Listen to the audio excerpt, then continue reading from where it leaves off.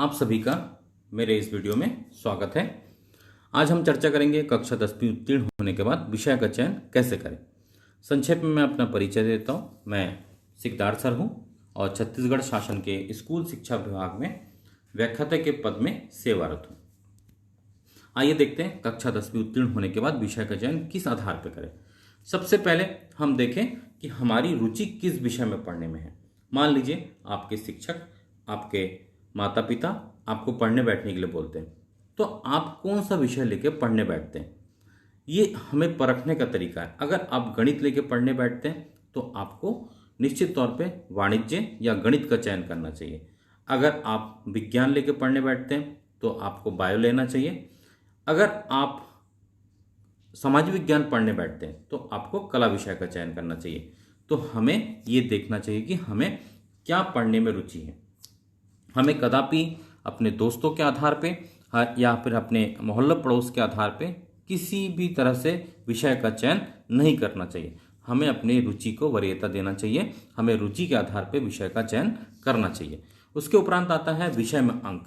हम कभी कभी देखते हैं बच्चों की मार्कशीट में अंक सूची में गणित में तो बहुत अच्छा अंक पाया बच्चा, लेकिन वह सामाजिक विज्ञान व अन्य विषय में कम पाया। तो इससे ये साबित होता है कि उस बच्चे की उसकी रुचि की गणित विषय में ज़्यादा है। तो उसे क्या चयन करना चाहिए? गणित विषय का चयन करना चाहिए। उसका अगर विज्ञान में बहुत अच्छे नंबर है तो वो साइंस ले सकता है, बायो ले सकता है। अगर उसका अंक सामाजिक विज्ञान में बहुत अच्छा है तो वो कला विषय का चयन कर सकता है।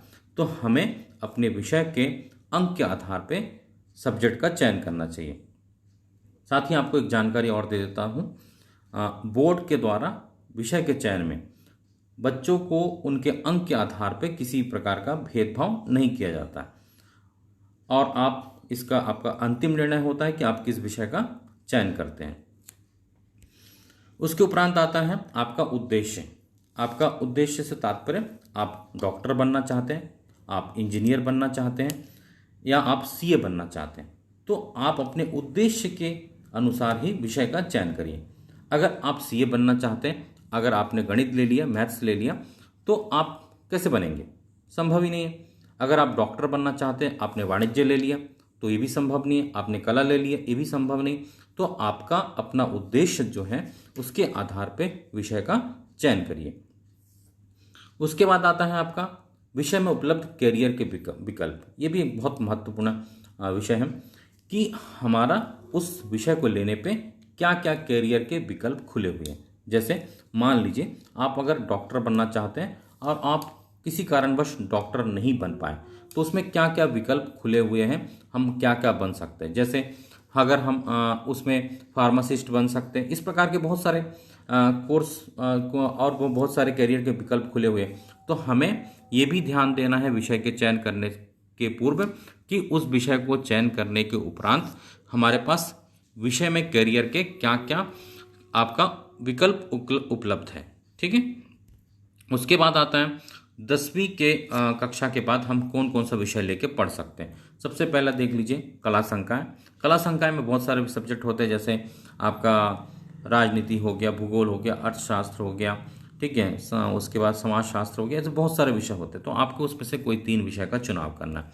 उसके बाद आपका वाणिज्य संकाय हो गया। उसके बाद विज्ञान संकाय हो गया। विज्ञान में गणित या बायोलॉजी, इसमें से 2 में से आपका चुनाव करना होता है।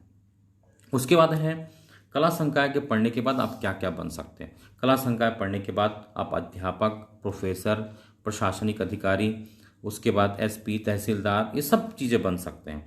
साथ में ये भी बता देता हूँ कि ये जो मैं पद बता रहा हूँ ये कॉमर्स और जो साइंस के बच्चे हैं वो भी बन सकते हैं। तो इसमें एक बात और भी है कि आपको अपना फैसला सोच समझ के करना चाहिए। वो इस कारण से बोल रहा हूँ कि कला संकाय लेने के बाद आपको विषय को बदलने की अनुमति नहीं होती।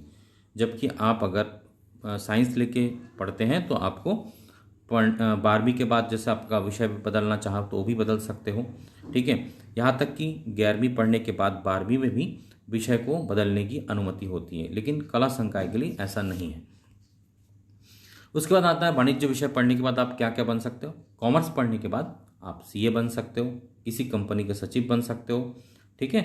उसके बाद बड़ी बड़ी कंपनियों में अपनी सेवा दे सकते हो। और मैंने एक अक्सर देखा है कॉमर्स के बच्चों, अधिकतर बैंकिंग क्षेत्र में काफ़ी हद तक वो बच्चे होते हैं जो कॉमर्स लेके पढ़े होते हैं।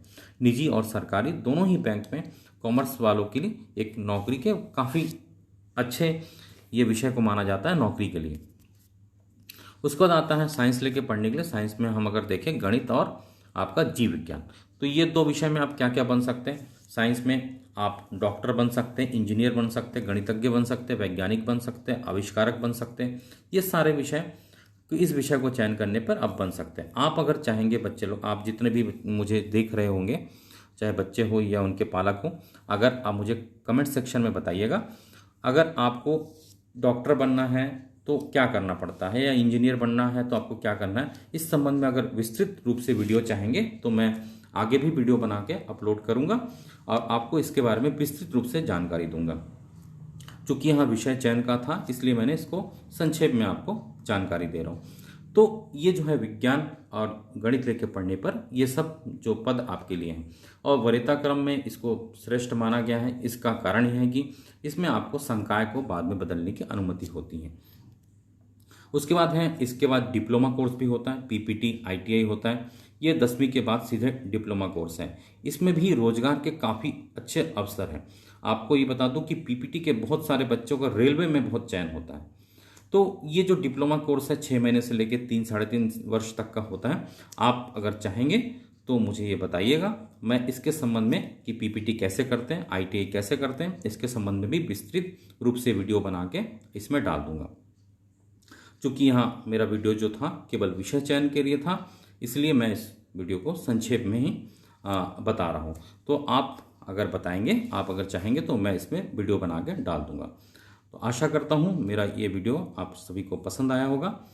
और आप क्या चाहते हैं, कौन सा वीडियो देखना चाहते हैं, किस संबंध में आपको अगर कोई जानकारी चाहिए तो कमेंट सेक्शन में लिखिएगा।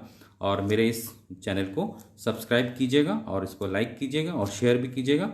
आप सभी ने मेरा यहाँ कार्यक्रम देखा, छोटा सा वीडियो देखा, इसलिए आप सभी का बहुत बहुत धन्यवाद।